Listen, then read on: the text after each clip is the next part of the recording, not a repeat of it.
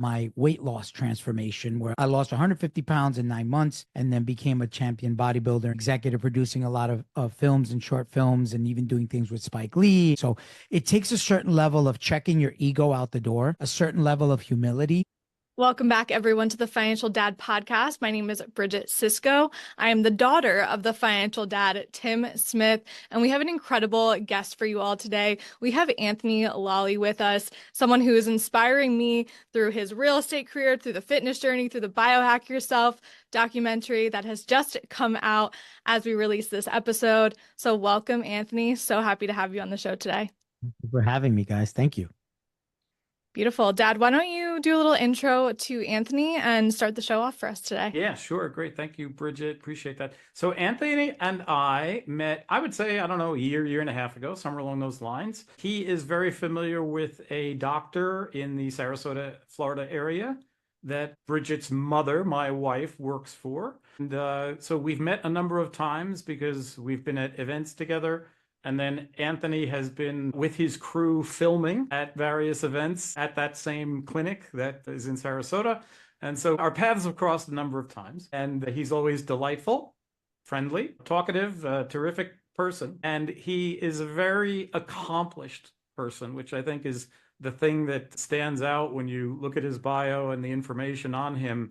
You probably would not guess that a 19-year-old kid who goes into the real estate business would end up as an entrepreneur, a disruptor in the real estate business, a commercial real estate developer, and then basically a film producer, multiple films, documentary films, in particular specializing in the health and wellness space, which is basically how we met. His latest film called Biohack Yourself, which is a documentary with numerous people of national stature in the health and wellness space, interviewing them about what they've done in their careers and everything like that, that came out with a Las Vegas red carpet event. But Anthony has had a very interesting life and career, and he's only in his 40s, if I read the numbers correctly. But I think it would be good, Anthony, if you kind of took us through the history of those pivotal moments, in your career that got you to who and what you are today. Yeah. So essentially, I started in real estate when I was 19. At 21, I launched my own brokerage. And then I bought my first piece of property, then scaled it to about 40 pieces of property in New York City. And now we own over 65. But now we own about 15 real estate ground up developments in Florida and growing. And I started a real estate school, which became the second largest real estate school in New York City. I also started a billboard company with over 72 billboards across New York City, built that and sold that. But, entrepreneurialism has been in my blood. And now, we became documentarians by virtue of doing our own documentaries about health and fitness. Before I stepped in front of the camera, I was always behind the camera as, the executive producer, which is the fancy word for the guy who puts up the money. So I'd done things for a lot of famous celebrities, including extending my home for music videos and movies, my cars, and then executive producing a lot of films and short films, and even doing things with Spike Lee and other known celebrities in the media and entertainment space. Eventually, when we did our first documentary in front of the camera, was about my weight loss transformation, where I was 315 pounds. I lost 150 pounds in 9 months. And then became a champion bodybuilder. And that was like released during the pandemic. So that brought us a lot of attention in the health and wellness space. And then subsequently thereafter, as you mentioned, we started getting involved more in longevity.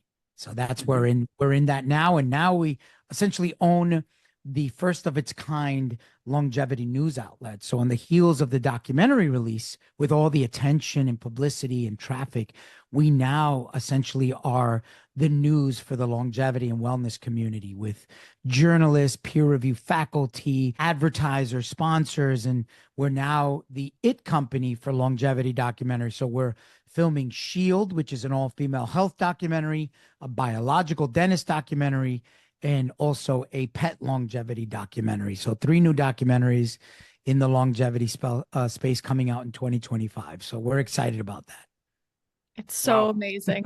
Yeah, so inspiring. Also, I think for every young entrepreneur who's going to listen to this show, they're going to be like, wow, like that's where I want to go. And one of the things I'm so curious about for you is what was your first relationship with money? I believe you came from immigrant parents. Like, what was your Yes. relationship with money growing up?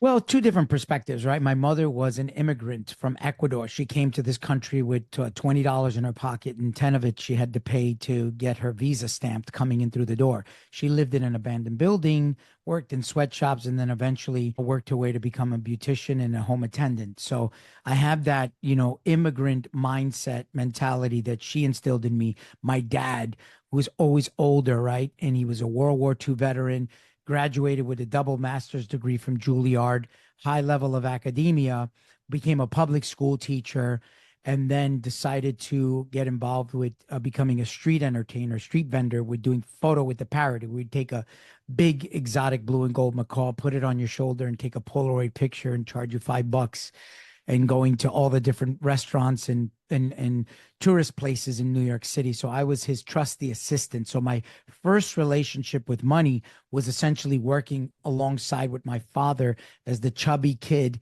with the Birdman and going around and seeing how, and he was very good at letting me know. So Polaroid was a big deal back in his day. And so he was doing the Polaroid picture. But what he did intelligently was instead of spending $10 on a Polaroid film brand new, he would go to Polaroid Direct and get the expired Polaroid. Like it could be a day after its expiration, and then you can no longer send it. So that $10 package was now sold for $1 because it was expired, but it was still good. Mm. And so, because of the instant ability to see how good it was, if you take a Polaroid picture, if it wasn't good, we wouldn't, they wouldn't buy the picture. So that was my first, and you make me count the money. Even before that, entrepreneurialism was in my DNA. I was doing things like selling drawings to my friends and, always being like the leader of the group and figuring out ways to monetize different things in and around my inner circle. Very interesting. I own a company as well, and I was the kid who went around the block selling stuff. Either it was Boy Scout stuff or Fuller Brush. I don't know if Fuller Brush existed in your time, but Yes. I went door to door selling Fuller Brush, and any way to make a dollar was sort of my thing growing up. I have a similar background to you a little bit. My father worked for a company for a long time, for a college. My mom's not an immigrant, but she was just a stay-at-home mom, and so some similar relationship to money kinds of things, I think, from my background. I wanted to ask you a couple of nuts and bolts kinds of Yeah. things, Anthony. You have your fingers in a lot of pies, and we all only have so much time in a day, right? So I have to imagine, have a terrific system of time management, or you have figured out a way to keep the balls all in the air and manage your time. Could you describe that and then tell us a little tiny bit after that about nuts and bolts, things like getting an accountant, getting an attorney, getting benefits for employees, just some of this little bit on that kind of stuff, if you don't mind, please. Okay, well, I like to simplify it, right? So we all do some level of excellence in time management. For example, whenever we want to get our car washed, we go to a car wash place, right? We could Yep. easily wash our own car, but we understand the value in hiring professionals or time saving, right? We could also cook our own meals, but sometimes we go to a restaurant. We even nowadays, I remember in my generation, the best part of waking up is Folgers in your cup. But now we go to different coffee houses to even handle that aspect of the morning ritual, right? So we all do that where we kind of save time, whether it's dry cleaning or whatever it is. We could also essentially, if you're a small business or a person, you could do your own taxes, but you hire a professional to eliminate the learning curve. So with me, with time management, I apply the same principles, right, that I would in my real estate venture. So, I could manage one property that I own and do, clean the hallways and collect the rents and do all that kind of stuff and, really, really micromanage it, but it wouldn't allow me to scale and build a massive portfolio. So I have to Right. hire cleaners. And I think people understand this concept, but they don't apply it across the spectrum of all aspects of their business. So, for example, if you own a business, you could hire the right marketing team to market for your business. You could hire the right social media team. So a lot of times people stop hiring or outsourcing at certain things that they think they can be professional at. And I think that was one of my biggest mistakes with regards to my weight loss. I was trying to manage my own weight loss when I really needed to do what I do in my businesses and hire a coach or really get educated and get somebody to really get a grip on things. So it takes a certain level of checking your ego out the door, a certain level of humility. And I think you can manage your time better by getting an overall overview of who is a good company I should hire, what is a good lawyer, right? So when it comes to, because I do a lot of bespoke coaching for top level people. And what I realize is even on the lawyer, on the insurance side of things, there's too much loyalty, right? So this guy's been my great lawyer. He helped me, do my agreement. So therefore I'm going to hire him to do this and that. There's specializes in something. Yeah. So, just like we do that with our medical practices, like we'll go to a brain doctor or whatever, and we have to do that with attorneys.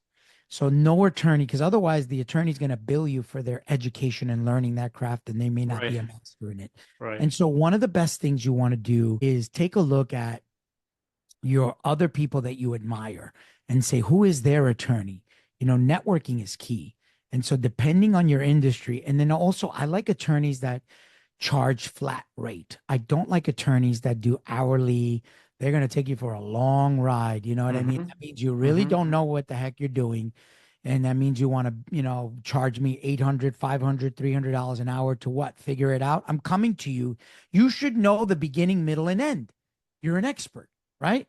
Yeah. So imagine going to a restaurant and they're like, oh, I'm going to charge. I'm not sure. I'm going to figure out what I'm going to go buy some stuff at the supermarket. No. How much is the burger? You know what I mean? So same thing goes for insurance and insurance brokers as well. What is their expertise, right? So, depending on what you're trying to insure, ask them, right? Okay, how many of these type of companies do you insure? What are their names? Let me look at their website. And you want insurance brokers that are not necessarily secretaries, right? Oh, yeah, call me. And then they're having you fill out a form, sending it to, Lloyd's of London to bring you back a quote. I could do that myself. I want your expertise and letting me know what kind of coverage do I need? What's the deductible? How much, legal fees does this pay? How often is there a grade A, B, or C insurance carrier, right? Like these are the kind of things I want. I want real consulting. That's what I want. I don't need a real estate agent to walk me in the house and say, this is the kitchen, this is the bathroom, this is the toilet, this is the living room. I could do that for myself. I want to know the stuff I don't know. So I think part of the skill and expertise of being an entrepreneur is not being afraid to call out BS. And if you go with your gut, when someone is like, doesn't really know anything, they're just a glorified tour guide. So that's what I look for. Great. Thank you for that. Yeah. You're a straight shooter. I like it and appreciate it. He's a New York guy. Yeah, I can tell. Like we're New Jersey, New York. We're just like, all right, let's cut to the chase here. I really appreciate it. One thing that I've heard through the grapevine is that you are also big on entrepreneurship for your own children. And, those listening to this show are either entrepreneur, they're self-employed, they're freelancers, they're people who want to work for themselves. So I'd love to hear what advice you've given your kids. And I'm sure that that's going to support anyone that listens to this show. Well, from day one, we've taught our kids the basic principles of entrepreneurialism. We told them that they, look, we don't plan on dying anytime soon. So for them to wait to inherit anything, it makes no sense. They're going to be 55 years old before they touch anything. So, it doesn't make sense. So they knew very early on they're going to have to earn for themselves. So they're child actors. They're now 6 and 8, and they've bought real estate. They own real estate themselves. They're heavily involved in education. We now homeschool both of them. But, their daily activities involve, and we make them pay for things like, for example, like as early as yesterday, the dog made a mess in the carpet that required a person to come and shampoo. They had to pay for those things. So they understand money and, fines and penalties. But they also understand making money and the end result. So one of the biggest things that was a game changer for us was having them buy real estate, because they were both, my wife and I were ecstatic about some of the stock investments that we made from their accounts that you're supposed to have as child actors. And they've done about 150 jobs, so they get good royalties, they got paid good money. So we were all proud showing them the computer screen of how their money went up and all the stocks, and they were like, I can't do anything with this. I just want money to go to the store to buy a toy. Like, this means nothing to me, whatever this thing on the screen is. So we had to really translate it into something like a piece of real estate. So they were at the closing, they saw the experience, they interviewed the tenants, they're collecting rents, and they're benefiting from the cash flow to buy certain things. And so they understand those principles of here's cause and effect. If I put work in, I can live off of the residual. So they see those kind of benefits from that. So we've instilled those principles in them very early on in the process, as well as communication skills, right? We teach them the fact that they have to be impressive to people that they meet. When you meet somebody, like when they met RFK Jr., they shook him, looked him in the eye. And one of the first things that RFK said was, I've never met kids that actually look at me in the eye and shake my hand, mainly because he's meeting children with a lot of autoimmune and things like that. But, those things are impressive to people that aren't used to that. And so what does that mean? That RFK is now thinking of that. Yeah, we're very big at advocating education, real education. Yeah, that's awesome. That's great, Anthony. We started this thing, The Financial Dad, which is what this podcast is about, because my kids wanted me to provide education to young people about personal finance. So that's a great story to use as an example of how a parent can work with their children and teach their children and really show by example, how things work basically in the real world if you work hard, and et cetera, et cetera. So I want to ask you sort of a big, 30,000-foot question. What do you think are a few things that stand out to you that you really did right, good entrepreneurial decisions, and a few things that stand out, get ready, that you did wrong? We've all had our mistakes, and Yeah. I love to hear both sides of the coin on this. I think what I did right was seek out advice from different levels of, shows like this didn't exist in my day. And so shows like this make a big change. But what I did in lieu of shows like this was actually go to networking events, and actually, if I met a lawyer, if I met a local lawyer, I got involved in businesses where I could provide value to someone greater than me. For example, real estate. I got involved in real estate, and I was able to get involved in rentals in particular, where I was meeting big landlords that own massive portfolio of real estates, where my work as a real estate rental agent translated into me getting them more dollar per square foot on their rental apartments or commercial spaces. Therefore, they respected me and I brought value. Second thing is, before I got into real estate as a teenager, I worked for my cousin in the alarm business. And in the alarm business, he was doing high-end alarms. So we were doing alarms for Bruce Springsteen, Maury Povich, Jon Stewart, John Bon Jovi. I was in their homes. So I was able to be inside these $20 million farms and mansions in Jersey and Alpine and all these beautiful places, and see that they were also venturing into real estate. They were taking that rock star and fame and really doing apartment buildings. And these people, if you'd be surprised, the kind of portfolio that they secretly own. And so that really was inspirational to me to understand that the real money is obviously in longevity, is in real estate. So they own apartment buildings and complexes and things like that. So I was able to do that. So those are some of the right things I did, which was asking the right questions to the right people, and in being in the right circles and providing value.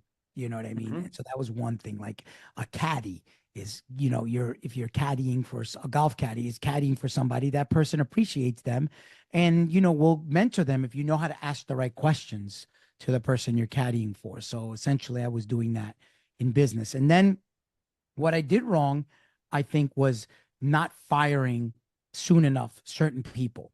And so there's the 3 R's: recycle, retrain, or retire.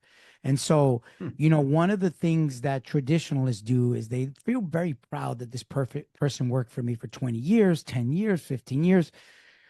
But the reality is you end up giving them the raises every year, not just because they're performing better, but it's only because they've been with you. So you're giving them a raise for loyalty, not necessarily for better performance. And so I think a lot of founders make a mistake in keeping employees too long. So you'll take a secretary, for example, or in my case, I had a janitor making $185,000 a year just because he was my janitor for 15 years. Wow. I could have got 10 janitors for that price. You know what I mean? So these are Yep. mistakes that I made that I would not have repeated. And that's things. So you want to keep an eye, and sometimes you end up hiring family and friends or relatives or in-laws, and it makes it very difficult for you to fire them because you know that check is supporting the kids or Timmy or your nephew or this or that. And so you end up cornering yourself where you have 80% of your staff is like people that no one else would hire, and they're kind of outdated and they're not providing new and fresh value. They don't understand social media, they don't understand how to work, and then but they're being there, and they're not, you're paying them to pay somebody. It really becomes where your business becomes top heavy. Mm-hmm. So that's a big mistake I still see till this day. Interesting. Thank you for that. Yeah. Mm-hmm. That's a good one. That's fantastic. As we close out today, where can we direct people to? I know we have the documentary, so tell everyone about it. Scream it from the rooftops. Yes. So, well, there's important things. So biohackyourself.com showcases not only the Biohack Yourself 5-part documentary, but it's also showcasing all of our work and all of the things that are going on in the longevity space. We're very proud of the contributors that we have, which are respected professionals, known and unknown professionals in the space, but they should be known to you. So biohackyourself.com is really where you could find everything on our production side. It's lollibrands.com, BRANDS. And then, of course, my social media, Anthony Lolli, and my wife, Teresa Lolli. But we're not hard to find. We're on there. So you'll be able to find us. And sure enough, you're watching this after the documentary's release. It's incredible. So we're always good at letting you know what you missed out on. So everything that happened at the premiere, which is the Oscars of longevity, will certainly be on biohackyourself.com. That's great. Awesome. Thank you, Anthony. We really appreciate your time. It's good to see you. Appreciate it. Thank you, everyone, for listening to another episode of the Financial Dad Podcast. We'll be back next week.